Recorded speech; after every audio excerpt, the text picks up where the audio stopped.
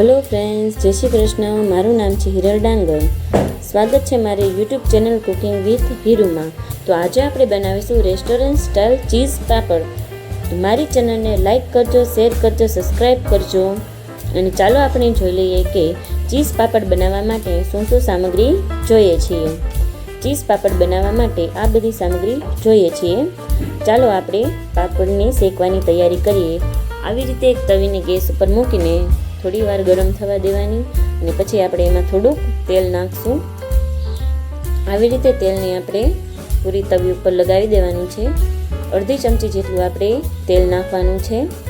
તેલને થોડી વાર ગરમ થવા દઈએ અને તેલ આપણું થોડું ગરમ થાય એટલે આપણે પાપડ ઉપર મૂકશું અને આવી રીતે હળવા હાથે દબાવીને આપણે પાપડને બીજી સાઈડ ફેરવી લઈશું। અને હવે આપણે પાપડને ધીમે ધીમે દબાવતા જઈશું અને પાપડને આપણે શેકાવા દેશું। આવી રીતે આપણે પાપડને શેકાવા દેવાનો છે। ધીમે ધીમે હલાવતા જઈશું અને પાપડ આપણો સરસ રીતે શેકાઈ જશે। તમે જોઈ શકો છો કે ધીમે ધીમે આપણો પાપડ શેકાય છે। આપણે પાપડને તેલની અંદર તળવાનું નથી, પણ આવી જ રીતે તવી ઉપર મૂકીને પાપડને આપણે શેકવાનું છે, જેથી કરીને જે લોકો તેલવાળું ન ખાતા હોય એમના માટે આ પાપડ આપણે બનાવી શકીએ છીએ। તેલની અંદર તળેલો પાપડ હોય છે તે તમે રસોડાની અંદરથી બહાર લઈને જાઓ તો એ પાપડ આપણો ઢીલો પડી જાય છે, પણ આવી રીતે પાપડ જો તમે શેકેલો હોય તો એ લાંબા સમય સુધી ઢીલો પડતો નથી અને સરસ એકદમ ક્રિસ્પી રહે છે। તમે જોઈ શકો છો કે આપણો પાપડ બ્રાઉન થઈ ગયો છે અને હવે સરસ રીતે શેકાઈ પણ ગયો છે। હવે આપણે ગેસ બંધ કરી દઈશું અને હવે પાપડને તમે જોઈ શકો છો કે બંને બાજુ એકદમ સરસ રીતે બ્રાઉન થઈ ગયો છે।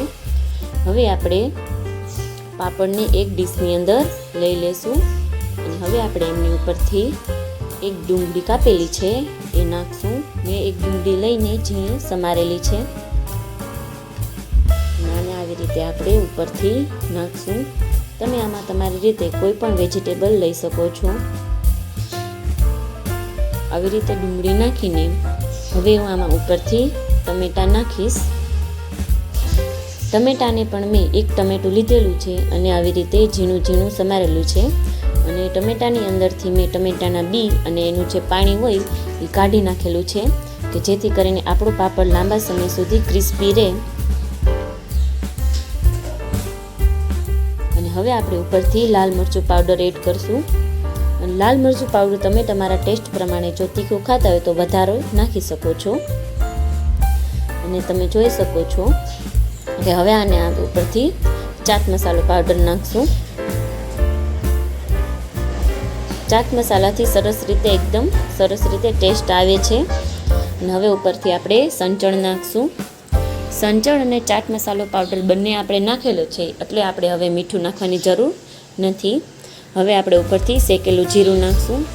શેકેલા જીરાનો પણ બહુ જ સરસ ટેસ્ટ આવે છે। અને હવે આપણે ઉપરથી ઝીણી સેવ નાખશું। તમે ઝીણી સેવ પણ લઈ શકો છો અને જે આપણે રેગ્યુલર સેવ આવે છે શાક કરવાની એ પણ નાખી શકો છો। અને હવે આપણે ઉપરથી ચીઝ એડ કરશું। સરસ રીતે આવી રીતે ચીઝ આપણે નાખવાનું છે અને હવે આપણે ઉપરથી થોડોક ચાટ મસાલો પાછો નાખશું